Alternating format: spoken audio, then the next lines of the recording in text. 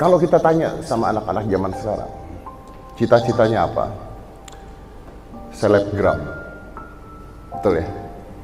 Influencer, nggak ada tuh mau kerja di kantor. Dokter, dokter BPJS sekarang 1.500. Insinyur apaan? Bikin Minecraft sekarang. Jadi cita-citanya apa? YouTuber, selebgram, influencer. And that's very normal. Being successful in YouTube nggak gampang, nggak mudah. Karena saingannya banyak. Dan itu yang biasanya kita ngomong ke anak-anak kita. Nggak semua orang bisa sukses di YouTube. Nggak semua orang bisa jadi influencer. Bener. Tapi tidak semua orang bisa jadi dokter yang kaya. Karena banyak dokter-dokter BPJS. Banyak insinyur-insinyur yang hidupnya melarat. Banyak orang-orang S2 yang sekarang kerjanya adalah supir Uber. Karena lapangan pekerjaan kita semakin lama semakin dikit. Jadi, chancesnya sama menurut saya. Hanya saja di zaman kita tidak melihat bahwa YouTube itu pekerjaan. Social influencer itu pekerjaan. Kita nggak lihat. Contohnya yang paling dekat aja. My girlfriend, dia suka workout. Dia S2. Followernya karena dia suka workout, ngasih tips-tips workout gitu ya.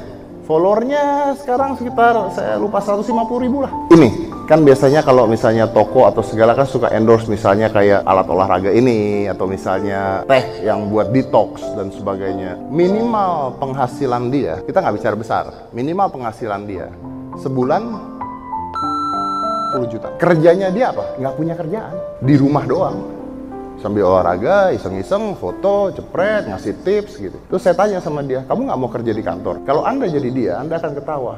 Gila, gue S2 kerja di kantor, berapa gaji gue, mending gue begini. Which is true. Gini, saya punya anak usia 12 tahun, namanya Aska, mungkin kalian tahu. Aska ini dyslexic, sama seperti saya. Kita punya kelainan di saraf otak yang tidak bisa fokus ke satu titik. Aska juga punya kelainan seperti itu. Namun, anak saya saat ini juara 1 di kelas dan di sekolah. Jadi, ya udahlah, kita bicara knowledge-nya dia bagus.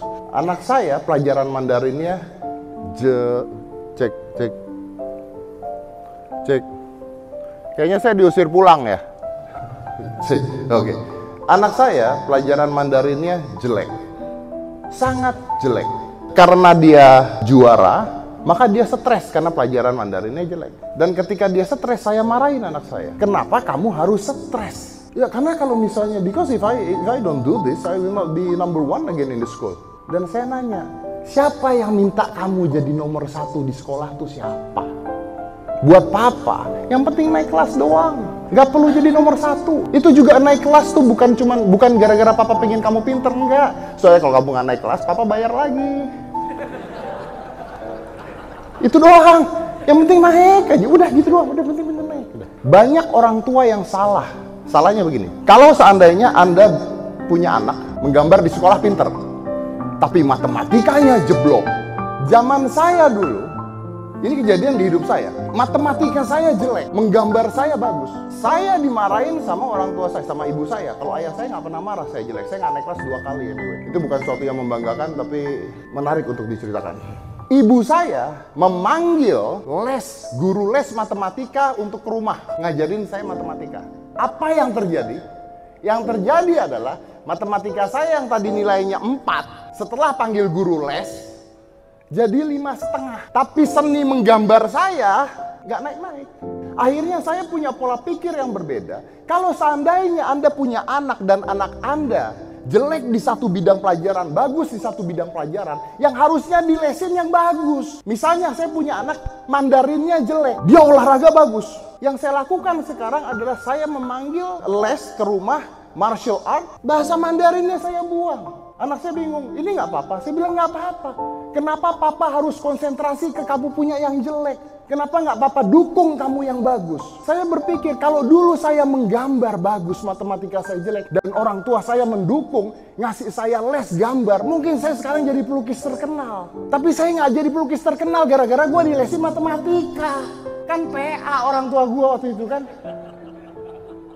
Kalau seandainya bahasa Indonesia Anda bagus, matematika Anda jelek, panggil guru sastra. Ajarin bahasa Indonesia anak Anda. Anak Anda akan jadi novelis terkenal. Dibandingkan jadi novelis kagak.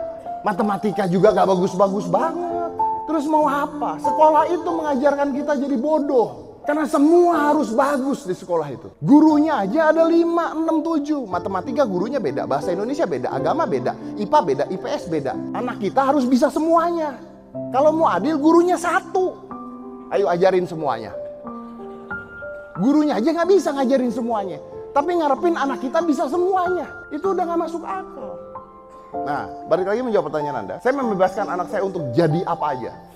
Dia sama dengannya, dia pengen jadi YouTuber. Dan nggak saya bantu. Saya tuh bukan selebriti yang jualan anak. Kalau Anda lihat kan banyak selebriti yang anaknya dijualin endorse. Bikin video bareng sama anaknya, cara TV sama anaknya. Saya enggak. Anak saya biarin jalan sendiri. Dia bikin YouTube sendiri. Percaya apa nggak? Dia bikin YouTube dari usia 6 tahun. Anda lihat aja Aska Corbuzier. Dari dia masih bodoh-bodoh gitu bikin YouTube sampai sekarang. Penghasilan anak saya sekarang yang usianya 12 tahun, minimal juta dari YouTube. Tapi kan kita tidak bicara penghasilan kan? Kita bicara tentang knowledge dan pendidikan. Kan intinya itu kan. Kalau saya jadi Anda, saya sederhana. Ya udah gini. Kamu mau jadi YouTuber, kamu mau jadi selebgram, yuk buat. Tapi tetap sekolah. Nggak usah ngotot dinilai pelajaran. Yang penting kamu sekolah aja. Karena nggak ada gunanya juga ngafalin nama gubernur. Ngafalin peta buta tuh nggak ada gunanya. Gue dulu ngafalin peta buta, saya ngafalin peta buta dibohongin. Saya udah apal, tiba-tiba sekarang keluar GPS. Kan kurang ajar kan? Karena di zaman nanti, sukses tidak melihat dari nilai sekolah. Tapi sukses dinilai dari kreativitas apa yang bisa mereka lihat nanti. Percaya apa tidak? Google sama Apple sekarang, termasuk saya, kalau saya nerima pegawai, saya selalu bilang kalau Anda mau kerja sama saya, jangan anggap Anda kerja, Anda anggap Anda belajar. Itu yang saya bilang. Apakah saya pernah melihat orang yang kerja sama saya S1, S2, atau S3? Enggak. Dan Google sama Apple sekarang sudah tidak melihat ijazah. Aneh ya? Google perusahaan besar, Apple perusahaan besar, udah nggak ngeliat ijazah. Jadi mereka bukanya gini, dibuka lowongan untuk ilustrator, nggak ditulis tuh, minimal S1, S2, nggak ditulis, ilustrator. Udah datang 100 orang, dikasih, coba buat temanya ini, tag, buat 100 orang. Dari 100 orang, dilihat yang terbagus, diambil. Mau dia tamatan SD juga nggak peduli. Kenapa? Karena kan yang mau dijual, yang mau dikerjakan kan ilustratornya, bukan S1, S2, S3-nya. Berapa banyak anak S1, S2, S3 the cafe yang nggak bisa gambar. Anak S1, S2, S3 komunikasi, suruh berdiri di sini ngomong dengan kalian, belum tentu bisa ngomong. Saya butuh orang bekerja buat saya untuk ngedit video contohnya. Saya nggak bilang minimal S2. Ada berapa orang datang? Nih, gua kasih mentah, editin. Begitu saya edit, saya lihat, tek. Oh, ini paling bagus. Kasih lagi, 2 kali, tetap paling bagus. Oke, lu kerja sama gue. Gue nggak nanya dia S1 apa S2. Yang gue tahu adalah dia bisa ngedit bagus. Ketika saya tanya, lu lulus S1 apa enggak? Enggak lulus. SMA. Kok bisa ngedit bagus gini? Ya karena saya nggak ada kerjaan di rumah, jadi saya ngedit video. Jadi saya main komputer, nyoba ngedit video sendiri dan begini. Yang gue butuhin itu, buat apa gue punya pegawai ijazah S2 kalau misalnya nggak bisa ngapa-ngapain? Dan lama-lama perusahaan nanti tidak akan melihat nilai IPK Anda. Tapi apa yang bisa anak Anda lakukan itu yang dilihat. Udah dilakukan kok sama Google, udah dilakukan kok sama Apple. Mereka udah nggak lihat itu. Mereka ngelihat, nih gue kasih tugas kerjain. Hasil paling bagus kerja sama gue. Mau tamatan SD juga nggak peduli. So, to answer your question, I think sekolah tetap penting.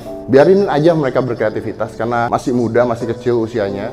Jangan ditekan, biarkan mereka bermain. Saya tuh selalu bilang sama anak saya, kalau di rumah main aja, kreativitas aja. Kalau kelamaan di sekolah mereka nggak bisa belajar hal lain. Saya tuh nggak setuju loh sekolah sampai jam 3 tuh saya nggak setuju. Saya tuh setuju sekolah tuh jam 8 sampai jam 12, udah gitu. Karena kalau sekolah dari jam 7 sampai jam 3 atau sampai jam 5, itu anak nggak bisa belajar hal lain. Itu anak belajar semua yang sama, nggak bisa belajar hal yang lain. Ketika mereka bilang mau jadi YouTuber atau mereka mau bilang mau jadi apa, dukung aja. Ya oke, let's go, do it. Coba, bisa nggak dia bertanggung jawab? Bisa nggak? Mau jadi YouTuber kan? Bener kan? Ya oke, yaudah coba bikin video.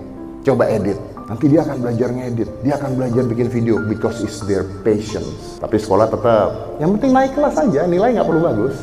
Nilai bagus, siapa sih yang liatin nilai bagus SD SMP? Emang ngelamar kerja, SMP nilai matematikanya jelek? Enggak. That's what I do to my son.